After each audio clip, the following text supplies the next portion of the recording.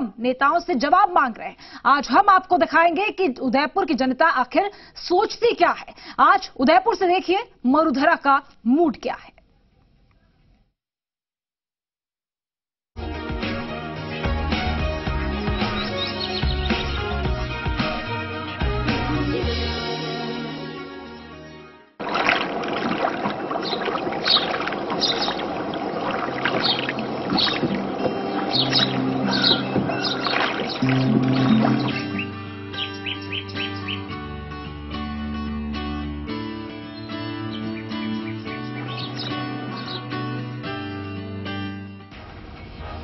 नमस्कार, मैं हूं अविनाश जगनावत और आप देख रहे हैं जी राजस्थान की खास पेशकश मरुधरा का मूड क्या है। लोकसभा चुनाव को लेकर सूबे में एक बार फिर से चुनावी सुगबुगाहट तेज होने लगी है। तमाम राजनीतिक दलों ने अपनी चुनावी तैयारियों को जोर देना शुरू कर दिया है। ऐसे में जी राजस्थान की टीम एक बार फिर निकल चुकी है मरुधरा के मतदाताओं की नब्ज को टटोलने के लिए कि आखिर लोकसभा चुनाव को लेकर उनका मूड क्या है। हमारी इस खास पेशकश में आज हम बात करेंगे उदयपुर लोकसभा क्षेत्र की और जानेंगे कि यहां का मतदाता वर्तमान सरकार की कार्यप्रणाली से कितना खुश है, उनकी अपेक्षाओं पर वर्तमान सरकार कितना खरा उतरी, और साथ ही जानेंगे कि इस चुनाव के बाद यहां का मतदाता किसको सौंपना चाहता है देश के सत्ता की बागडोर।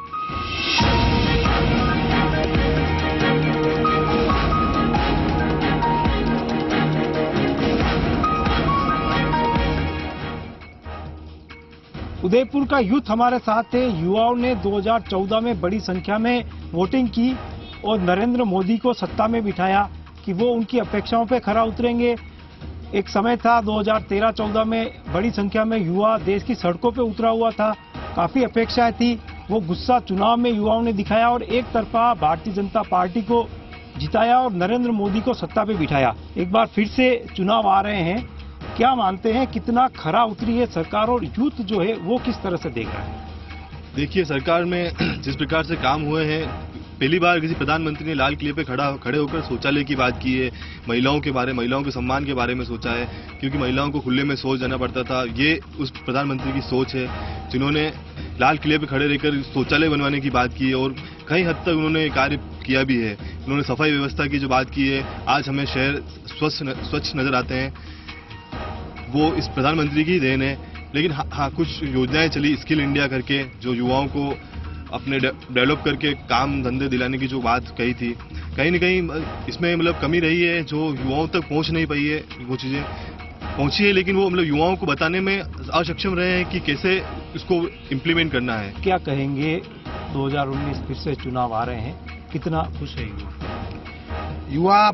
आज जो सरकार है उससे पूरी तरह खुश है, क्योंकि पहली सरकार शायद 60 साल के शासन के बाद यही सरकार है जो युवाओं को आत्मनिर्भर बनाना चाह रही है। मतलब पहले जो सरकार थी वो मात्र ये बांट दो, ऐसी योजना लाती थी जिसने मुफ्त में चावल बांट दिए, मुफ्त में गेहूं बांट के लिए। पहली सरकार ऐसी युवाओं को आत्मनिर्भर बनाने के बारे में सोचा है, जैसे कि उन्होंने प्रधानमंत्री ऋण योजना चालू की थी और युवाओं को जैसे उसमें महिलाओं से सबसे ज्यादा ऋण लिए। उसके बाद जो युवा रोजगार की तरफ आकर्षित हो रहा है, वो सबसे बड़ी सरकारी उपलब्धि है इसकी कि आत्मनिर्भर बनाना युवाओं को।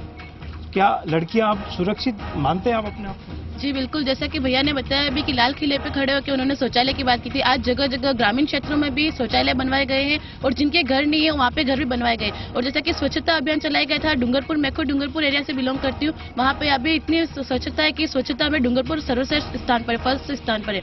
और लड़कियों के लिए जो ग्रामीण क्षेत्र से बिलोंग करती है वहाँ पे शौचालय नहीं होते थे, जिसकी वजह से उनको परेशानी होती थी बाहर जाने में, या फिर उनके बुजुर्गों से या बड़ों से बहुत हिचकिचाहट होती थी कि हम कैसे बाहर जाए। लेकिन आज जगह जगह पर शौचालय बन चुके हैं जिससे लड़कियां और महिलाएं जो अपने आप को बहुत सुरक्षित महसूस करती हैं। क्या लगता है महिलाएं अब अपने आप को, लड़कियां जो है वो सुरक्षित माने? जी बिल्कुल, यही बात है कि ना नरेंद्र मोदी जी की बात, अब ऐसा लगता है कि लड़कियां बिल्कुल सुरक्षित है। मतलब शौचालय बन गया, उसके बाद लड़कियां पढ़ाई में भी अब आगे आ गई है। लड़कियां मतलब कहीं भी जा सकती है, कोई भी जॉब कर सकती है।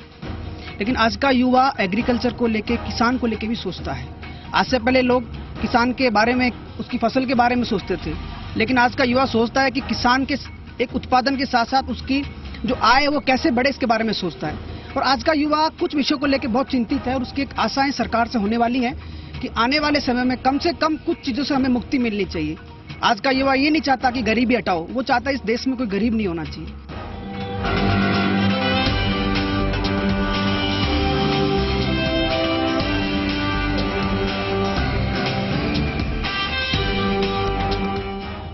इंडस्ट्री के लोग क्या सोचते हैं, इंडस्ट्री क्या सोचती है सरकार के इस कार्यकाल के बारे में, कितना वो खुश है। काफी सारे बदलाव हुए थे। शहर के जाने माने उद्यमी हमारे साथ में हैं। सबसे पहले बात करेंगे जो इंडस्ट्री जो है वो कितना खुश है और क्या सोचती है इस चुनाव को लेकर। जो चुनाव होने का मतलब है कि हमें हमारी अपनी सरकार चाहिए और जो हमारे देश के विकास के लिए काम करे वो हमारी सरकार। तो हम लोगों का बेसिक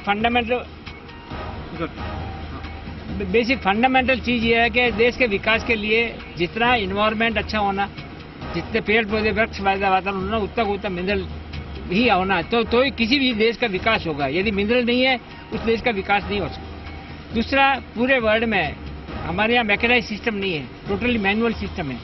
और मैनुअल सिस्टम में जो है एम्प्लॉयमेंट का सोर्स है, डेवलपमेंट किसी देश को करना है जहाँ इंडस्ट्री ऐसी मैकेनाइज इंडस्ट्री नहीं है, तो एम्प्लॉयमेंट के लिए जो सोर्स है वो मैनुअल जो माइनिंग है, उसके अंदर मैक्सिमम लोगों को एम्प्लॉयमेंट मिलेगा। तो एम्प्लॉयमेंट मिलेगा तो देश में अब अच्छी से अच्छी चीजें आएगी, अच्छी से अच्छी लोगों का विकास होगा, अच्छी से अच्छी लोगों की जरूरतों को पूरा करेगा। यहाँ ये बताना उचित होगा कि जो नई टैक्स प्रणाली वन नेशन वन टैक्स बहुत सक्सेसफुल रहा है ये तो, और इसके अंदर समय समय पर गवर्नमेंट ने जो उसमें कमियां रही थी उसमें सुधार भी किया है। रिसेंटली एक कंपोजिशन स्कीम है जो पहले 1 करोड़ तक थी वो 1.5 करोड़ तक की कर दी है। थोड़ा सा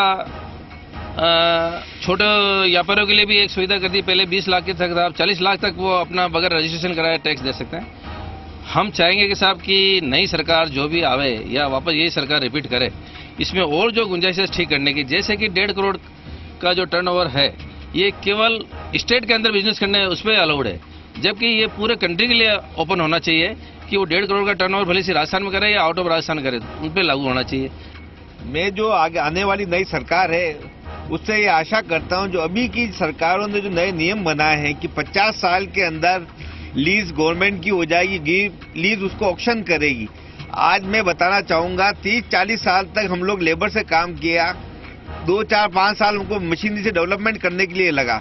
50 साल जैसे ही डेवलपमेंट हुआ हमको बोलेंगे कि हमारी लीज चली गई, उसको हम ऑक्शन करेंगे। इस नियम के अंदर बदलाव आना चाहिए।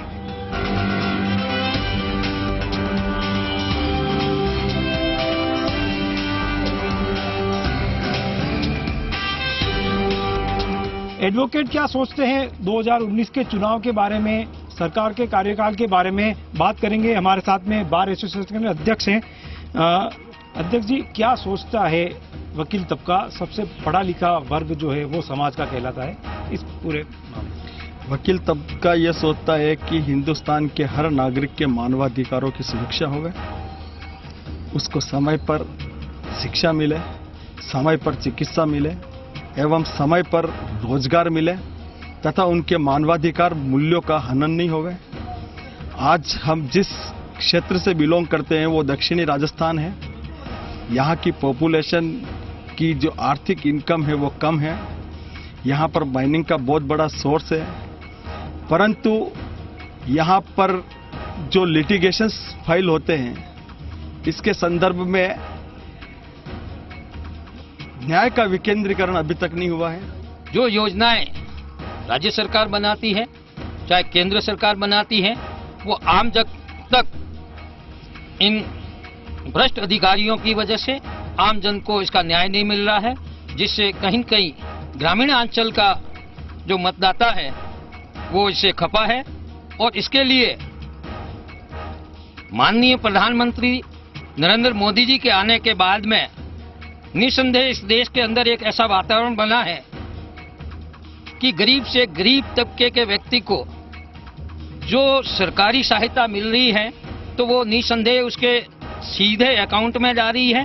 तो इससे कहीं न कहीं भ्रष्टाचार पर भी अंकुश लगा है। तो निसंदेह देश की जनता और देश का युवा और इस देश के अंदर जो आरक्षण की व्यवस्था थी, उस आरक्षण की व्यवस्था में माननीय प्रधानमंत्री ने स्वर्ण व्यक्ति के गरीब लोगों को भी आरक्षण की जो आर्थिक आधार पर आरक्षण देने की जो बात की है, लोकसभा में वो बिल पारित हो गया, राज्यसभा में बिल को पारित हो गया है। तो निसंदेह इसका फायदा भारतीय जनता पार्टी को मिलेगा, क्योंकि प्रधानमंत्री निसंदेह पूर्ण निष्ठा से और ईमानदारी से कार्य कर रहे हैं।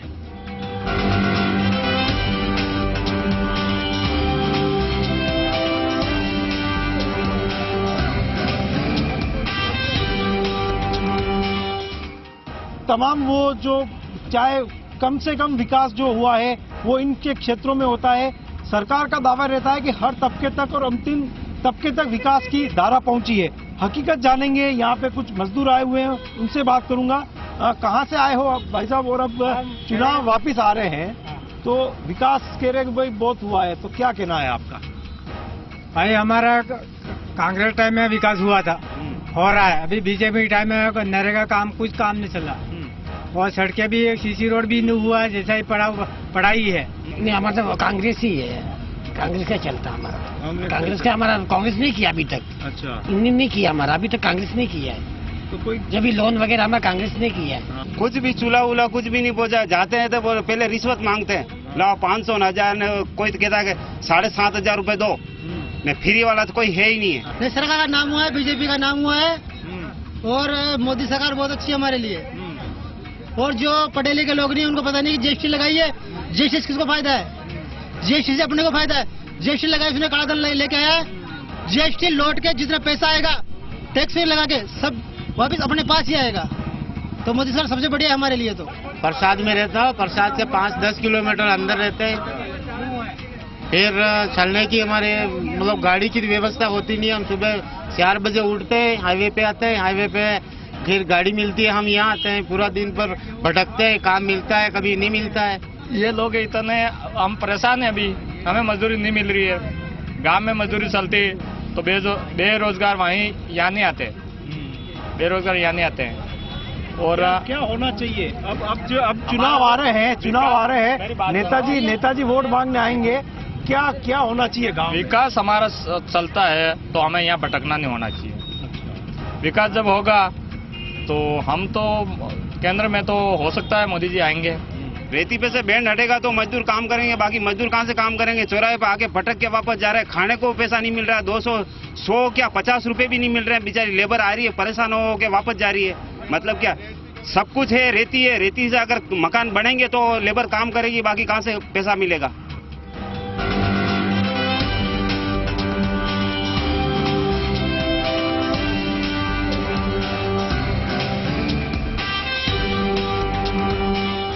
हम अन्नदाताओं से ही बात करेंगे कि 5 साल हो गए हैं सरकार को, ये सरकार कितनी खरी उतरी है और आने वाला जो चुनाव है वो क्या देख के अन्नदाता वोट देगा।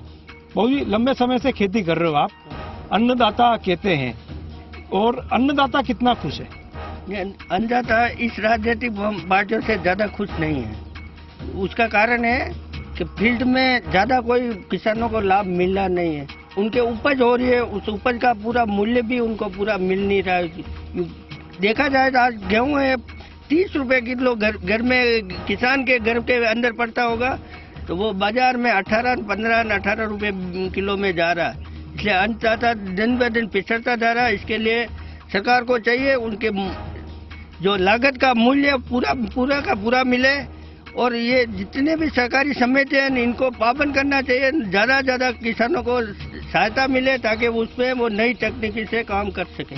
किसान यही सोच रहा है कि ये सब्सिडी वगैरह ये सब ये कोई मायने नहीं रखती किसान के लिए। किसान के लिए मेन जरूरी है टेक्नोलॉजी हो कोई नई, और उसमें कुछ पैदावार भी अच्छी होवे। दूसरी बात है संकर किस्म का बीज वगैरह, और फिर मार्केट होना चाहिए, वरना माल तो पैदा कर देगा किसान लेकिन बेचेगा कहाँ? बेचने के लिए वो मार्केट या भंडारण की सुविधा, वो पैसा उधर लगाते नहीं है, फिर वो पैसा सारा उधर सब्सिडियों में ये खर्च हो जाता है। उसकी बनिस्बत सब्सिडियों की बनिस्बत अगर कोई भंडारण गृह है या ऐसा कोई तकनीकी जिससे बाहर एक्सपोर्ट किया जा सके माल, सब्जियां जो पैदा होती है यहाँ शहरों के आसपास सब्जियां पैदा होती है, तो सब्जियों को कोई बाहर भेजा जाए ताकि यहाँ मूल्य मिल जाए तो सब सक्षम हो जाएंगे। वो सब्सिडी उनके लिए कोई मायने नहीं रखती है। जहाँ भाव मिल जाता है, रेट मिल जाते हैं, वहाँ सब्सिडी क्या मायने रखती है? किसानों के विकास के लिए तमाम योजनाएं बनाई गई, तमाम दावे किए जा रहे हैं कि किसानों की स्थिति को सुधारा गया, समर्थन मूल्य भी बढ़ाए गए, लेकिन उसका लाभ जो है वो किसानों तक नहीं पहुंच पा रहा है, अन्नदाताओं तक नहीं पहुंच पा रहा है। ये इनका दर्द है, और चुनाव आने वाले हैं उसमें लेके तमाम पार्टियां किसानों को अपने पक्ष में करने में जुटी हुई है, लेकिन अन्नदाता किसका भाग्य का फैसला करेगा ये तो आने वाला वक्त बताएगा। हमने अभी आपको अन्नदाता का मूड बताया मरुधरा के। अब और भी लोगों से हम बात करेंगे कि आखिर लोकसभा चुनाव को लेकर उनका मूड क्या है और वो क्या सोचते हैं सरकार के बारे में।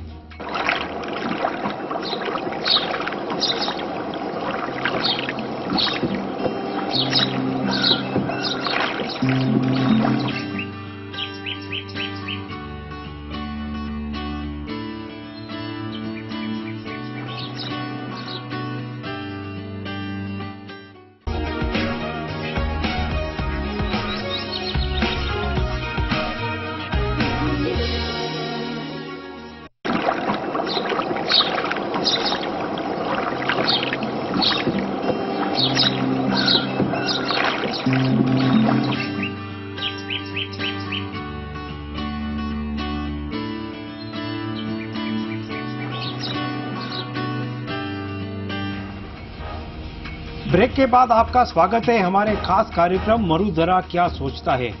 लोकसभा चुनाव को लेकर हम मन टटोल रहे हैं उदयपुर लोकसभा विधानसभा क्षेत्र के लोगों का, और अब हम हैं देश की आधी आबादी के बीच यानी कि महिलाओं के बीच।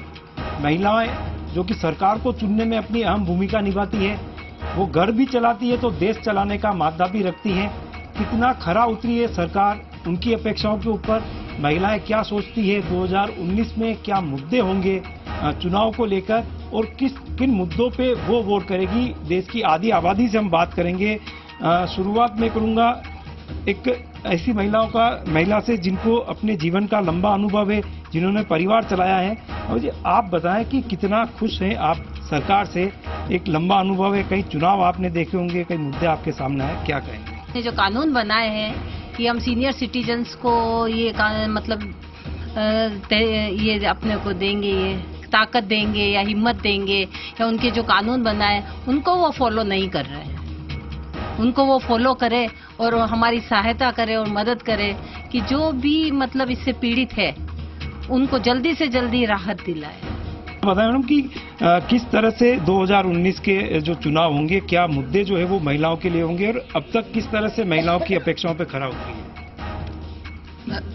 अभी तक जो मोदी सरकार है वो काफी हद तक मतलब खरी उतरी है, अपने महिलाओं के हिसाब से भी काफी कार्य किया है उन्होंने, और आगे भी मैं सोचती हूँ कि अगर मोदी जी आए तो और भी बेहतर कार्य होगा। और ये महिला उत्पीड़न वगैरह जो हो रहा, महिला सुरक्षित नहीं है, काफी उसके लिए कड़े कानून होने चाहिए।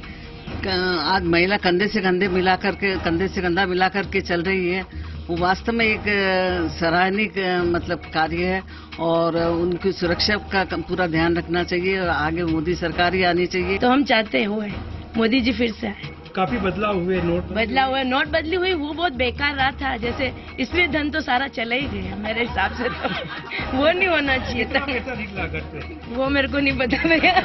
कहीं नोटबंदी यहाँ पे महिलाओं को तकलीफ दे रही है, आप क्या सोचते हैं? हाँ, जी मैं भी मोदी सरकार के पक्ष में ही हूँ, वही आने चाहिए वापस से। उनकी जो सर्जिकल स्ट्राइक थी वो शानदार थी और आतंकवाद को बहुत मतलब गहरा धक्का तो लगा है, और इसके अलावा भ्रष्टाचार। युवा भी है, आप पहली बार वोट देंगे तो क्या सोच के वोट देंगे, और जो अभी जब आप सोचते हैं कि भाई सरकार ने कैसा काम किया है? यही है कि बहुत डेवलपमेंट हुआ है कंट्री का, और जहाँ पे जो महिला है उनको पहले शौचालय करने के लिए भी कहीं कहीं जाना पड़ता था, पर अब बहुत सारे बन गए टॉयलेट्स, तो ये बहुत बड़ा बेनिफिट है। और जैसे कि डीमोनेटाइजेशन, तो उससे सारा जो भी फ्रॉड था, जो काला धन था, वो बहुत हद तक निकल चुका है, और इससे सबका डेवलपमेंट और यूनिटी बनी रहेगी और सब लेवल तक ग्रो करेंगे लोग। नीचे वाले नीचे नहीं रहेंगे और जो ऊपर वाले वो भी और ऊपर नहीं जा पाएंगे, सब इक्वल लेवल पे आएंगे और डेवलपमेंट होगा country. I think Modi ji के नेतृत्व में महिला सशक्तिकरण तो बहुत ही हाइट्स पे पहुंचा है, और उन्होंने जो अभियान चलाया है बेटी बचाओ बेटी पढ़ाओ, तो जैसा कि कहा जाता है कि एक घर में महिला पढ़ी लिखी होगी तो उसकी जनरेशन टू जनरेशन सारा एजुकेटेड फैमिली होगी। तो ये बहुत ही बड़ा स्टेप उन्होंने अच्छा स्टेप उठाया है। इससे हमारे देश की बेटियां अंतरिक्ष तक पहुंच रही है। मतलब कोई भी ऐसा फील्ड नहीं है जहाँ पे वो टच नहीं कर पा रही है। ठीक है। नेक्स्ट ये कि गाँव में महिलाओं को पहले चूल्हा झोंकना पड़ता था, उससे उनको बहुत सारी डिजीजेज होती थी, लंग्स, आईज, ये सब। तो मोदी जी ने जो ये भामाशाह योजना बनाई है, उसके तहत गांव-गांव में गैस सिलेंडर पहुंच गए हैं, उससे भी बहुत ही बेनिफिट हुआ है। और भी बहुत सारे पॉइंट्स हैं जिससे हम लोग बहुत सेटिस्फाइड हैं, और हम लोग तो ये चाहते हैं 2019 देन 2024, और मोदी जी अगर रहे तो 2029 तक भी हम उन्हीं को देखना है। जो मुद्दा था सबसे बड़ा, उन्होंने हर लेडीज को, हर वर्ग की जो औरतें थी उनको उन्होंने अच्छी तरीके से उनके कल्चर को समझा। इसका सबसे अच्छा जो एग्जांपल हम देखते हैं वो ट्रिपल तलाक, जिसके लिए मेरे ख्याल से आज़ादी के बाद किसी ने सोचा नहीं होगा उन औरतों के बारे में कि उन पर क्या बीत रही है। उनकी तरफ पहली बार जो किसी ने स्टेप उठाया है वो मोदी जी थे। मेरे ख्याल से मोदी जी ने सबसे अच्छा काम किया कि ट्रिपल तलाक का जो कानून है उन्होंने संसद में पास करवाया। दूसरा मुद्दा ये रहा कि उन्होंने जो महिला सशक्तिकरण के लिए उन्होंने सबसे पहला जो मॉडल चुना, राजस्थान को चुना, भामाशाह योजना चलाकर, कि जिसमें महिला मुखिया होगी तो जो पैसा है वो आपके अकाउंट में आएगा। मेरे ख्याल से जो उन्होंने योजनाएं तैयार करी हैं महिलाओं के लिए, जैसे उज्ज्वला योजना हो गई, भामाशाह योजना हो गई और ये ट्रिपल तलाक, उसके बाद हम चाह रहे हैं कि जो संसद में एक बिल अटका हुआ है महिलाओं का 35% राजनीति आरक्षण में, तो वो भी बहुत जल्द हो जाए तो सबसे अच्छा रहेगा।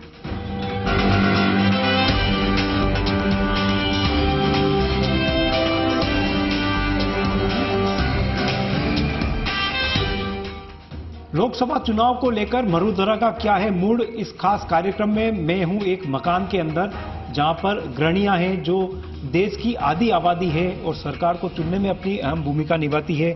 किचन है, तमाम यहाँ पे किचन में काम कर रहे हैं। एक बड़ा मुद्दा 2014 में महिलाओं को लेके था, उस समय महंगाई को लेके भी काफी बातें की गई, बहुत सारी बातें हुई। 4-5 साल हो गए हैं, फिर से 2019 के चुनाव है। आप किस नजरिए से देखते हैं कितना सरकार जो है वो आशाओं पे खरा उतरी है? सरकार आशाओं पे खरा जब उतरेगी जब आम जनता की परेशानियां हल हो। हम जब किचन में होते हैं तो पेट्रोल बढ़ जाता है, दालों के दाम बढ़ जाते हैं, या सब्जी या फ्रूट के दाम बढ़ जाते हैं, तो गृहिणी को तो किचन चलाना है, परिवार चलाना है, वो तो चारों तरफ से सोचती है, तो कहीं ना कहीं हमको फिर कटौती करके एडजस्ट करना पड़ता है। तो उसी तरह से आम आदमी की जनता को, आम आदमी के रोजमर्रा की जिंदगी में जब तक सब सुविधाएं नहीं होगी, सुरक्षा, सुविधा, शिक्षा, ये सब इससे जुड़ी हुई है, तो गृहिणी को खाली किचन के साथ साथ उनकी बच्चों की शिक्षा देखनी होती है, सुरक्षा देखनी होती है, और एजुकेशन में जब तक बदलाव नहीं आएगा, सही शिक्षा नहीं होएगी, एजुकेटेड नहीं होंगे, तो हमारी आराम और सरकार कैसे काम कर पाएगी। तो सरकार की पहले इन चीजों के ऊपर सरकार का पहले फोकस होना चाहिए। जो सरकार इन चीजों पे फोकस करेगी मैं तो उसी को वोट दूंगी। किचन के भाव जो है, खाने के भाव, वो स्टेबल है, लेकिन पेट्रोल और डीजल ने चिंताएं बढ़ाई है। आप क्या कहना चाहेंगे कि किस तरह के बदलाव जो है वो होने चाहिए थे जो नहीं हो पाए? एजुकेशन के लिए स्टूडेंट्स जैसे गृहिणियों को ये भी देखना पड़ता है कि उनकी बच्चों की स्कूल की फीस, और कई बार कॉलेजेस में एडमिशन के लिए जो मैनेजमेंट कोटा डोनेशन के लिए उसके काफ़ी एक्सपेंसिव हो जाता है वो। और तो और एक छोटी सी चीज़ आजकल प्राइवेट स्कूल्स में ये बहुत हो गया कि हर 2-3 महीने में यूनिफॉर्म चेंज हो रही है। पिछले साल जो विंटर यूनिफॉर्म थी वो इस साल नहीं है, तो इस तरह के एडिशनल खर्चे अभी पिछले 1-2 सालों में बहुत एक्सपीरियंस करने को मिल रहे हैं। इससे मुझे लगता है कि एक नॉर्मल चाइल्ड के एजुकेशन के लिए खर्चा काफ़ी बजट से बाहर हो जाता है, जितना गृहिणियाँ लेके चलती हैं 1 साल का। वो मुझे लगता है दैट शुड बी चेंज्ड। बच्चों की एजुकेशन सिस्टम में बदलाव किया जाना चाहिए जिससे गृहिणियां कुछ बचत कर पाए। आपको लंबा अनुभव है जीवन का, आप क्या कहेंगे कि किस तरह की सरकार होनी चाहिए? और अब जब 2019 के चुनाव है तो एक गृहिणी जो है वो क्या देख के वोट देगी? गृहिणी तो सब व्यवस्था अच्छी होगी तो ही वोट देगी, क्योंकि हर चीज में चाहिए। बच्चों की एजुकेशन है, घरेलू सामान है, हर चीज में अनाप शनाप बढ़ोतरी हो रही है, जीएसटी है, सब में। तो मैं तो यही कहूंगी कि सब थोड़ा लेवल में होना चाहिए। बिल्कुल, ये हर चीज लेवल में होनी चाहिए, दाम कम होने चाहिए, महंगाई पे काबू किया जाए, साथ ही एजुकेशन सिस्टम को सुधारा जाए जिससे गृहिणियों के ऊपर जो खर्च का जिम्मा जो होता है वो उसको बेहतर तरीके से चला पाए। 2019 में चुनाव होने हैं, केंद्र के लिए चुनाव होंगे, महिलाएं बड़ी संख्या में वोट देने के लिए बाहर निकलेगी, देश की आधी आबादी जो है इस सरकार को चुनने में अपनी महत्वपूर्ण भूमिका निभाएगी। इस कार्यक्रम के तहत हमने तमाम उन लोगों से बात करने की कोशिश की जो सरकार को चुनने में अपनी अहम भूमिका निभाते हैं। अभी हमने बात की है उदयपुर लोकसभा क्षेत्र के लोगों की और आगे भी हमारा ये क्रम जारी रहेगा।